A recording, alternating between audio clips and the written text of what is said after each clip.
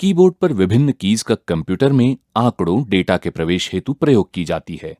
चलिए Windows 10 operating system का संदर्भ लेकर QWERTY कीबोर्ड की विविध कीज पर एक दृष्टि डालते हैं। ऊपर की कतार में सबसे बाईं ओर एस्केप बटन होता है। इस बटन के कई उपयोग हैं, जिन सभी का संबंध किसी स्थिति या किसी प्रोग्राम से एस्केप करने से होता है।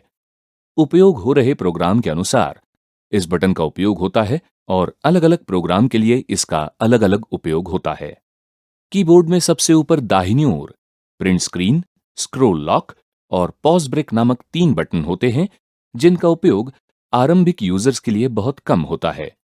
विंडोज जैसे कुछ प्रोग्राम स्क्रीन कैप्चर करने के लिए प्रिंट स्क्रीन या alt plus print screen button का उपयोग करते हैं।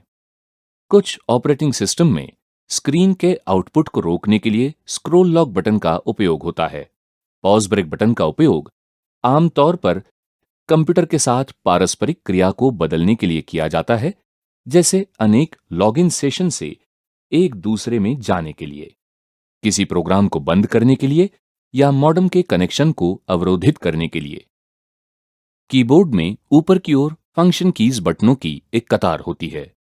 एस्केप बटन की तरह इन बटनों का भी विशेष कार्य है जो विभिन्न प्रोग्राम के साथ बदलता है। उदाहरण के लिए वर्ड फॉर विंडोज में F7 बटन स्पेल चेकर को खोलता है।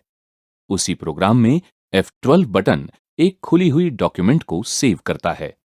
सभी कंप्यूटर प्रोग्राम में F1 बटन का उपयोग हेल्प मेन्यू खोलने के लिए किया जाता है। अलग कार्यों के अलावा फंक्शन बटनों का उपयोग अक्सर दूसरे बटनों के साथ मिलाकर किया जाता है। शिफ्ट बटन, कंट्रोल बटन और ऑल्ट बटन को कॉम्बिनेशन कीज कहते हैं। फंक्शन बटन या अन्य अक्षरों वाले बटनों के साथ इन बटनों का उपयोग लगातार होता है।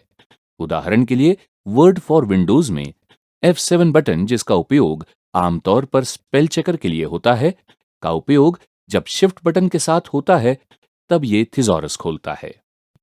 मुख्य कीबोर्ड के समांतर ऊपर की कीज के 2 प्रयोग होते हैं, जैसे वो की जिस पर 4 अंकित है, उस पर डॉलर का भी चिन्ह है।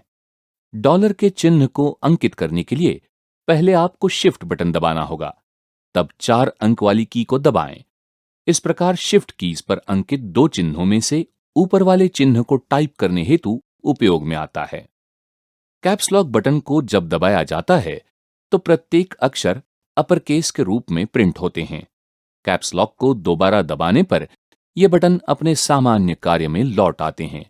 कुछ बटनों के द्वारा कार्यों को 2 मोड्स में आपस में बदला जाता है, जिनको टॉगल की कहा जाता है। कीबोर्ड में नीचे मध्य भाग में एक लंबी की स्पेस बार होती है, जो शब्दों और वाक्यों के मध्य अपेक्षित अंतर छोड़ने के लिए प्रयुक्त होती है। टैब की का प्रयोग टाइप की गई सामग्री को रेखा से विशेष दूरी पर ले जाने के लिए किया जाता है।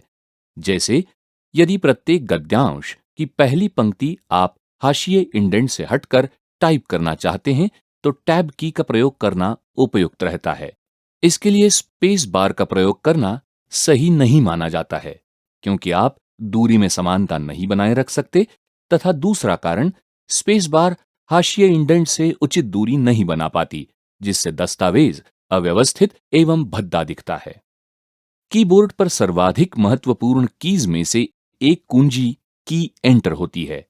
वर्ड प्रोसेसर में जब इसे दबाते हैं तो ये दूसरी पंक्ति की शुरुआत करती है, लेकिन इसके अन्य कार्य भी है। ये माउस द्वारा प्रदत्त निर्देश भी देती है तथा माउस के अन्य कार्य भी करती है। कीबोर्ड के थोड़ा दाईं ओर प्रिंट स्क्रीन के नीचे 6 विशेष कीज का समूह होता है। इस समूह में इंसर्ट की स्ट्रोक्स इंसर्ट करने के लिए प्रदान करती है। पहले से विद्यमान शब्द नए रूप से एंटर किए गए टेक्स्ट के साथ खिसका दिए जाते हैं। दोबारा इस की को दबाने का परिणाम रिप्लेस मोड में होता है।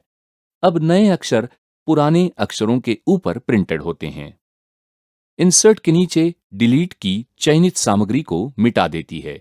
यदि कुछ चयन न किया गया हो तो कर्सर के आगे जो शब्द होता है उसे मिटा देती है। इंसर्ट के बाईं ओर बैकस्पेस की कर्सर के बाईं ओर के अक्षर मिटा देती है। होम की वर्ड प्रोसेसर में आपको पंक्ति की शुरुआत में ले जाती है तथा जब इसका प्रयोग कंट्रोल के साथ होता है तो ये कर्सर को दस्तावेज के प्रारंभ में ले जाती है। एंड की, जो ठीक होम कुंजी के नीचे होती है, कर्सर को पंक्ति के अंत में ले जाती है। यदि इसका प्रयोग कंट्रोल की के साथ हो तो कर्सर को दस्तावेज के अंत में ले जाती है। पेज अप और page down keys computer screen को ऊपर एवं नीचे संचालित करती है।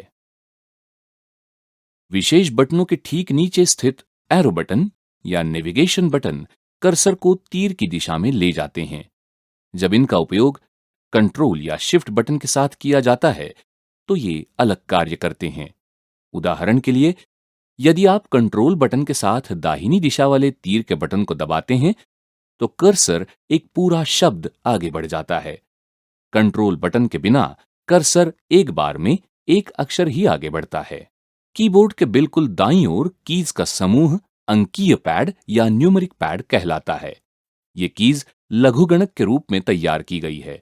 सबसे ऊपर दाईं ओर नमलॉक की को जब आप दबाएंगे तो वो अंकीय पैड यानी न्यूमेरिक पैड को बंद कर देगी तथा इसे विशेष कीज के रूप में संचालित होने देगी।